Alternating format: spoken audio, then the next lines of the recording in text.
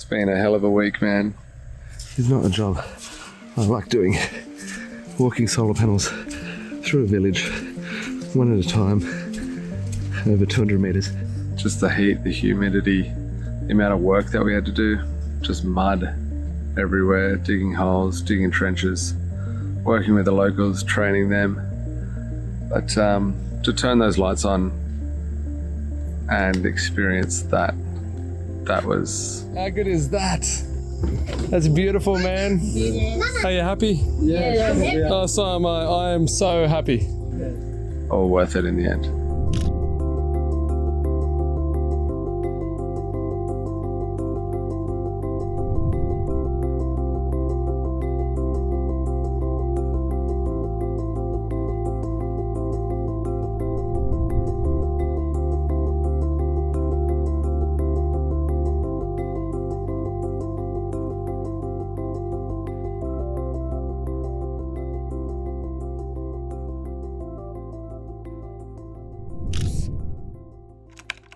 I met Lauren and Salah at, I think it was a Smart Energy conference. And they'd heard that we'd been doing some work in Vanuatu in the charitable space, giving solar away to schools and medical centres. And then it was like this really random phone call like a year and a half later. We've got this project in PNG. We're not able to make budget, and it's going to end up being lots of little solar panels and a little battery. And I said, it just doesn't work. It's not going to be the outcome you want.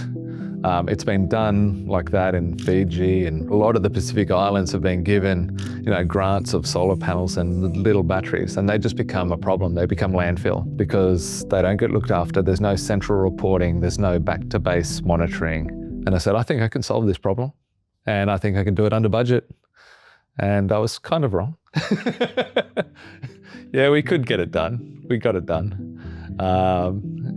Probably a little bit over budget. Only a little bit. Fundamentally for communities, the issue is they don't have access to capital. And that's also a problem within the social sector. And we realised that we had to do that differently.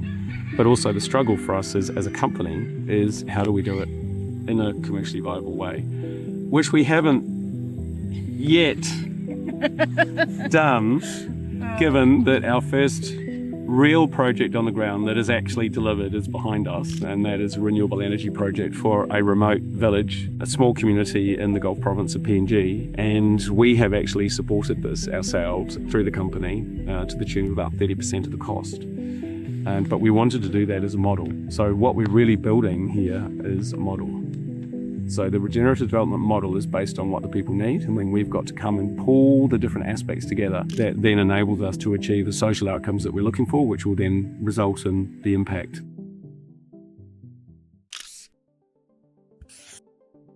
We start with the problem. What's the problem first? Or what are we trying to solve for? And we're trying to solve for 21 homes in a village environment in remote Papua New Guinea. Roughly 140 people live in that village. So Lara and Lauren also wanted to make sure that this was a social enterprise. So we're providing a freezer and we're going to provide satellite internet.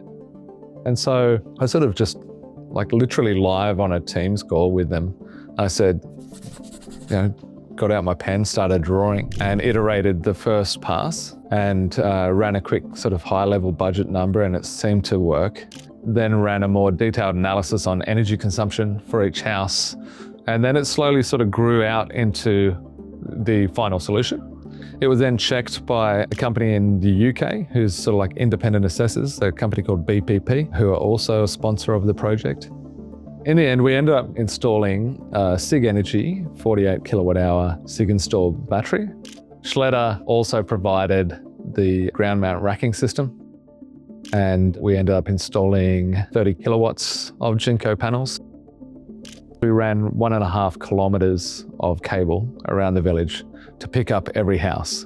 We put in a power point and a light, or a couple of lights in some cases, so that they've got somewhere to charge things, to run their rice cookers and run lights so they can learn and have school. This particular system that we supplied for Papua New Guinea had a 30 kilowatt three-phase inverter and 6 8 kilowatt hour batteries, so 48 kilowatt hours, plus a gateway to provide all the backup and connected to a diesel generator as well. Obviously, this is a tropical climate where it's been installed, so there's a few unique things about Sigenstor which makes it a really good product for that environment. So the modularity, so there's actually no external cables that connect each of the batteries together. In those kind of hot, humid environments, the cabling can be one of the first things to fail. So not having that obviously means it's going to be a lot more reliable. Flexibility. They're all independent. So in the future, if they want to add additional capacity, you can add extra stacks to build that energy storage up. Having the 6-layer battery safety built into it as well. So each battery has its own battery safety protection. So fire suppressant system, temperature sensors, decompression valves. What that means is if there's a problem with one of the batteries, it's going to be contained just within that battery and neutralized. And because those batteries are independently managed, the rest of the batteries will continue to work and the system continues to provide power for all the residents of the community.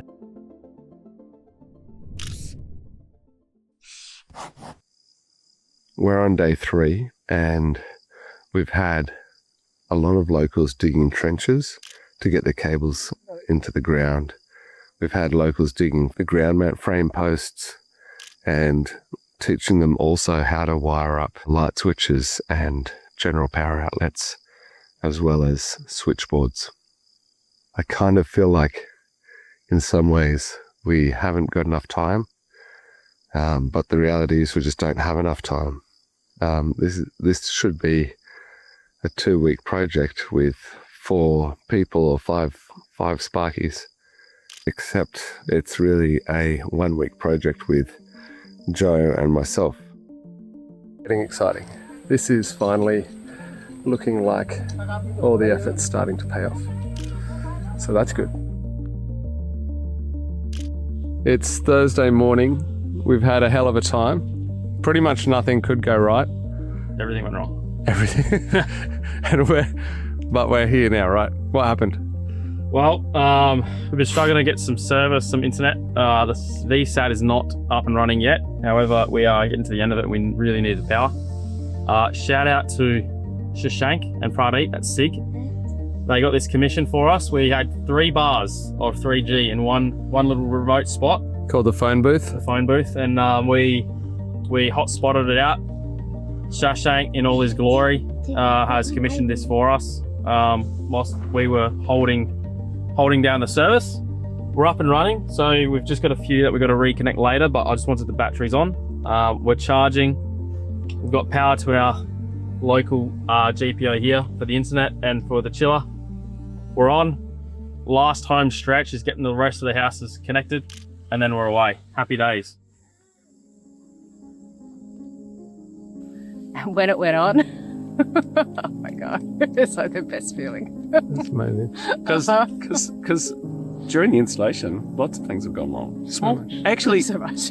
lots of small things that we've been able to overcome and find solutions and workarounds for, which I think also shows the maturity of, one, the installation team. You know, we couldn't have done this without you guys, there's no doubt about that. But also our willingness to be, I mean, you know, we probably don't look quite as dirty as we have, but digging trenches and digging post holes and working with the local people to do everything that needed to be done, right, so that we could get this on.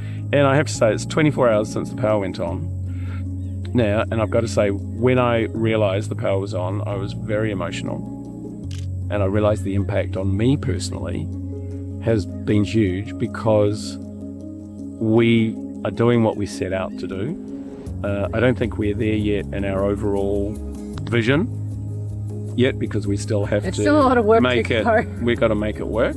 But the reality of standing in the house at the top of the hill and looking down at the lights on Morere, and we have been here 6, 7, 8 times, whatever it is. And the first times we came here, there was no power, no generator. We really struggled.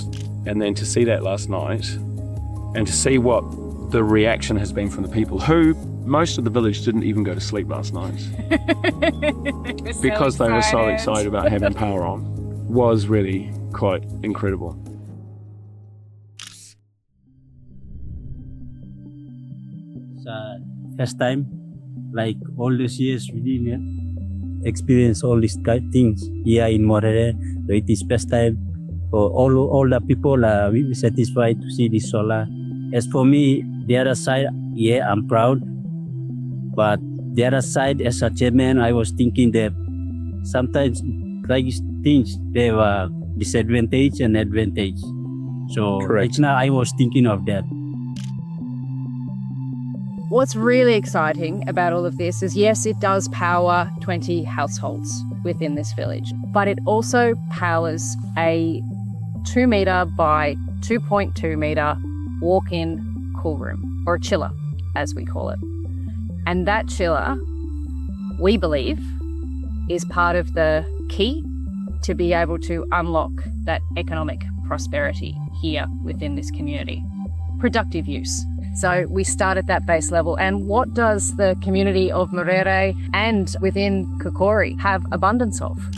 So lots of fresh Lots fruits, of fish. fresh vegetables. And this is why we've started with productive use, is because we recognise that we have to build the supply chain for them to be able to grow as a community by selling their product somewhere else. And the only way you can do that is by starting with the key piece of technology or infrastructure, which in this case we have made the decision as a cool room, and we now need to work with the community on actually getting their product to market. And so we will provide governance support. We'll join meetings and provide updates on energy usage and working with our installation team around its long-going maintenance, etc. We anticipate working with them for years. From that becomes new opportunities, which is the place to finish, I think, with this, which is the opportunity for the village to expand and to develop and to build business that keeps young people here and allows the families to grow. We've got 20 houses that we've allowed for. There are another 4 in build underway right now, and there are plans for another 6 within 12 to 18 months. The community has taken this torch and absolutely run with it, which is really tremendously exciting. So we've got a great journey ahead of us. I think so. I think you won't know or ever understand the full impact that you will have from this point and the next generation and beyond.